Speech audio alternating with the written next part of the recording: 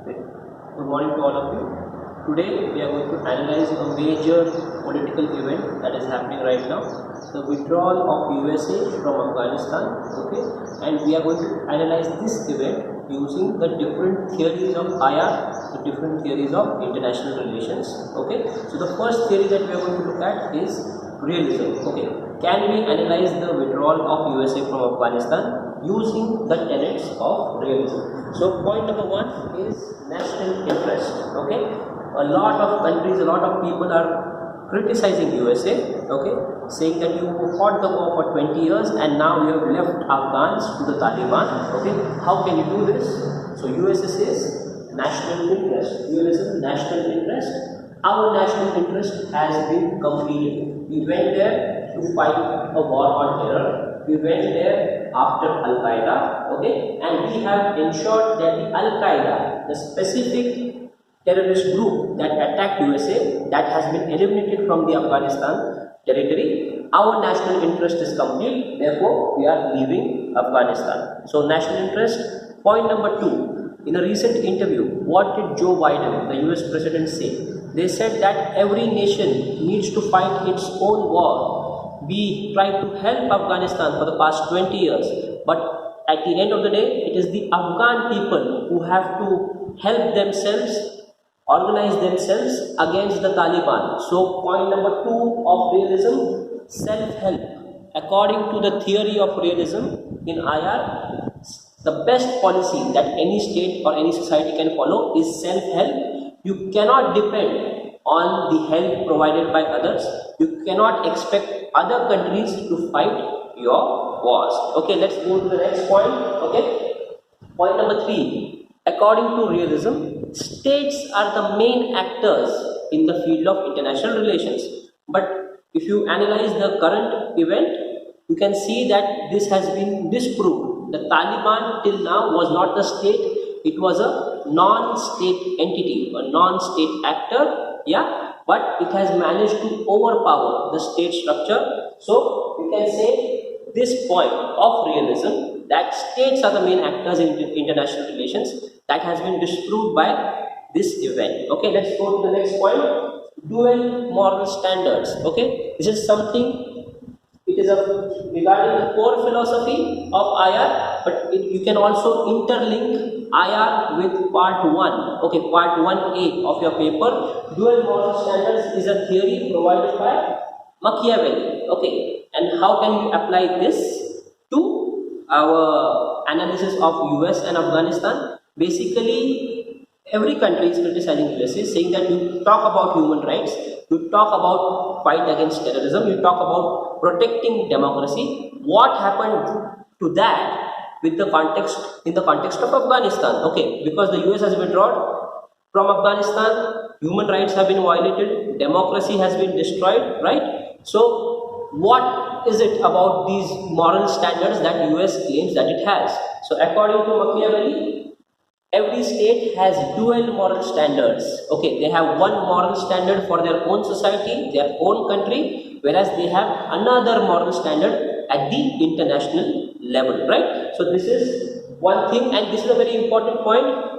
Everything else belongs to the realm of IR, but here you can mention Machiavelli, and you can basically interlink paper 2 with paper 1 of PSIR. Dual moral standards, Machiavelli as a political thinker. Okay, this is going to fetch you more marks if you do this interlinkage. Okay, let's go to the next point. Okay, let us understand the withdrawal of USA from a Marxist IR perspective. Okay, how can we do that? So according to many Marxist scholars, okay, the USA did not go to Afghanistan to fight a war on terror. Okay, you don't expect any country to fight any war for any moral purpose. There are always material and economic interests. So why did the USA fight a war in Afghanistan? According to Marxist scholars, okay, the USA's foreign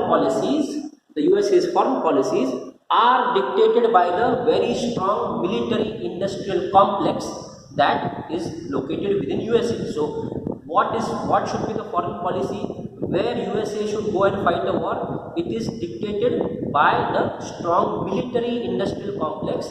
They determine the policies and the war policies of USA. So the military industrial complex of USA felt it would be profitable for USA to fight a war in Afghanistan. So they went to Afghanistan to fight a war. But then why have they withdrawn from Afghanistan? Because isn't it profitable to fight a war in 2021? So the answer to that question is no. What has changed? The 2008 financial crisis, and the biggest victim of that financial crisis has been USA. After the 2008 financial crisis, USA does not have the economic capacity to keep on fighting these expensive wars. According to Joe Biden, we have already invested more than $1 trillion in Afghanistan. We can't do more, right? So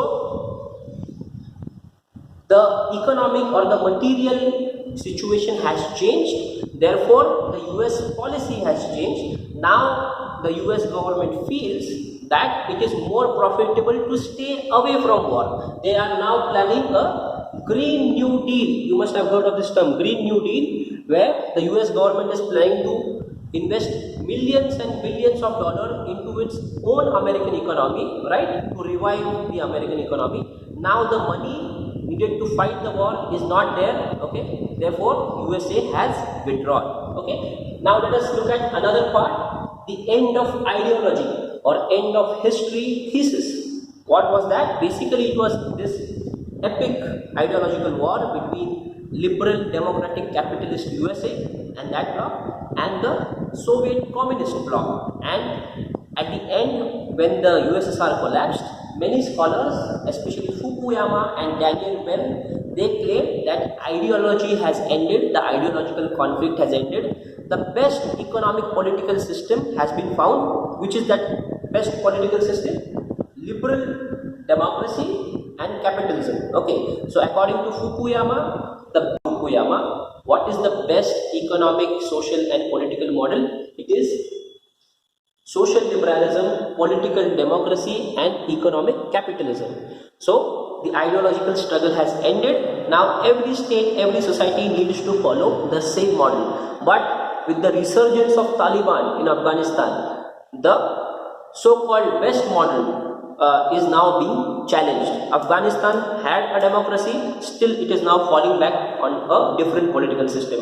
It had a more or less open economy, a capitalist economy, but now even that has been replaced. So this is an ideological challenge to the liberal order that USA had proposed for the entire world. So in place of liberal democratic capitalism, you now have in Afghanistan, you have conservative Islamic theocratic state. And this is not just a change in the form of government, it represents an ideological challenge to Pax Americana or the dominant ideas of USA regarding the whole world. Okay, and now we'll look at the last perspective. We'll look at the social constructivist perspective of IR. Yeah, so come to this side, right? What does the social constructivist perspective of IR says? It says that there are no truths, there are no universal truths.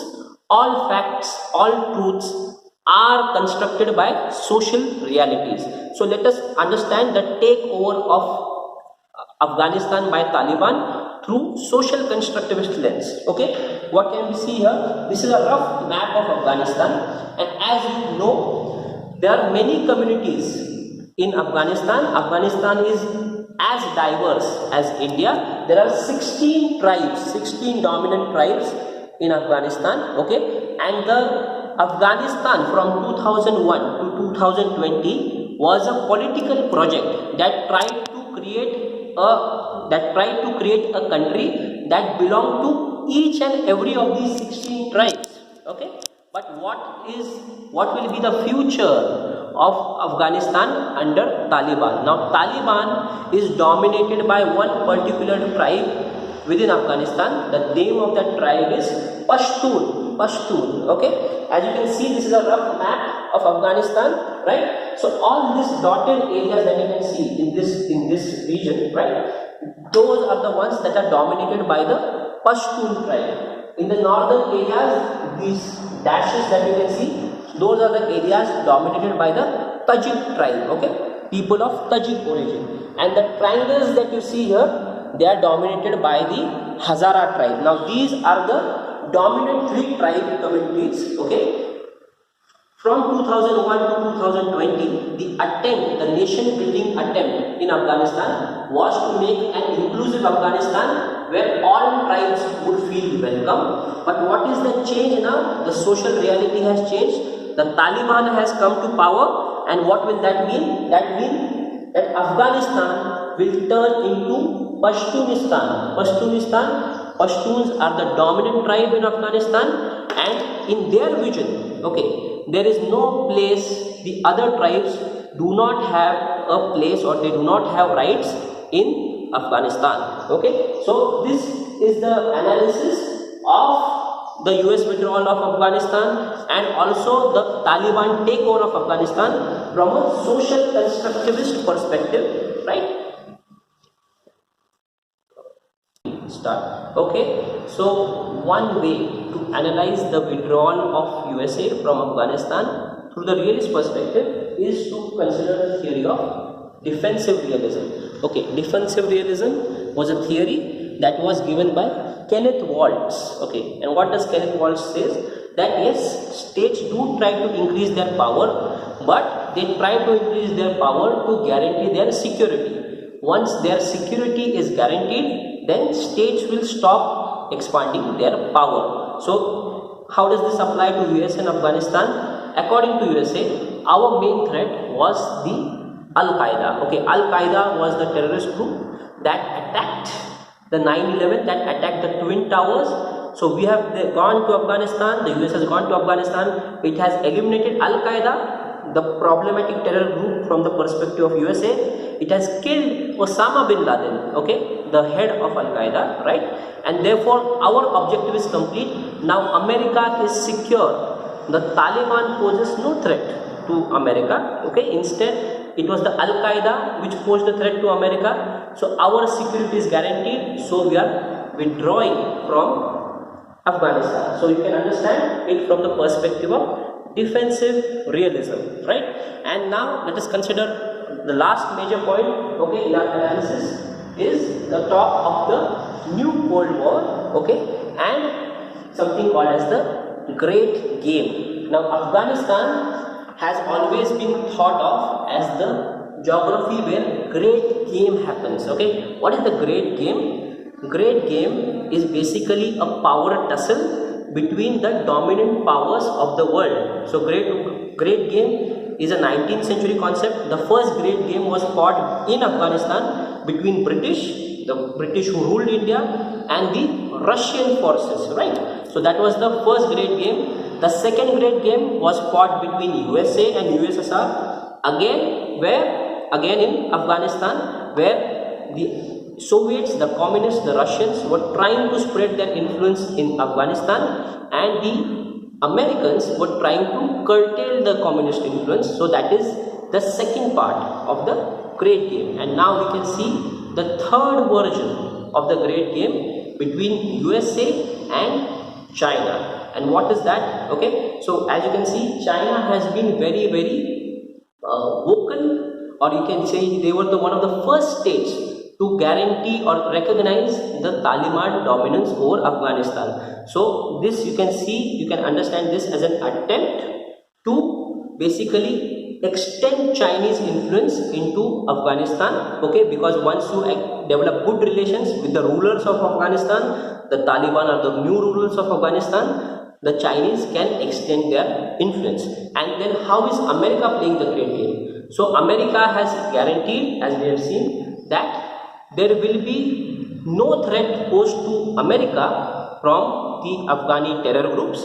But as you can see, China has a direct contact. So China is here, right? So China has a direct border with Afghanistan, right? And therefore, if terror groups are dominant in Afghanistan, then those terror groups will spill over into China, and they will basically cause instability to China's internal affairs. So an unstable Afghanistan may give rise to an unstable China, which will help the Americans. So this is now the great game being played for the new Cold War. Thank you very much.